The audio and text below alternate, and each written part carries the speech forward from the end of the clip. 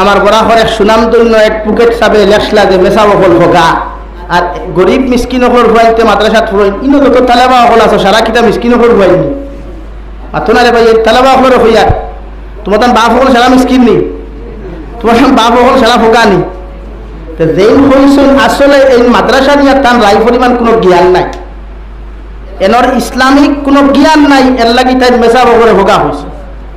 কি দুনিয়ায় যদি সমুদ্র আর শিক্ষিত কোনো মানুষ থাকে এরাই তো আলিম হয়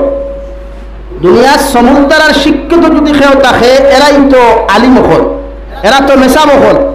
আর যেই যারা ফোকা হইতে মার বিয়া হরাইছ মেসাব ও ফোকা মুল্লায় হরাইছে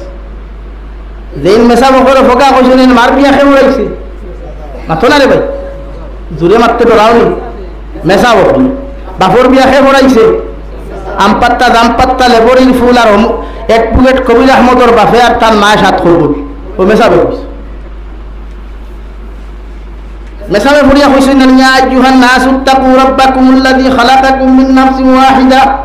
ওয়া খালাকা মিনহা যাওজাহা ওয়া বাসসা মিনহুমা রিজালান কাসীরান ওয়া নিসাআ ওয়াত্তাকুল্লাহাল্লাযী তাসালুনা বিহি ওয়াল আরহাম ইন্নাল্লাহা কানা আলাইকুম রাকীবা মেসাবে ভরিছে না কোন এক পুকুরে ভরিছে মেসাবে ভরিছে আজ তাই কিতা হইতরা ফোকা অর্থাৎ এনর মাদ্রাসা বেয়াফারে আলিমহলর বেয়াফারে মেসাবহল বেয়াফারে রায় পরিমাণ দিনর কোনো জ্ঞান নাই ঠিক না নি ভাই তোর এখন ঠিক কিনা যদি জ্ঞান থাকতো রায় পরিমাণ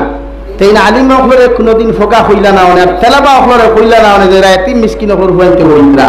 আলহামদুলিল্লাহ এই ভারতবর্ষের জমিনের সর্বপ্রথম যিনি শিক্ষামন্ত্রী আসলা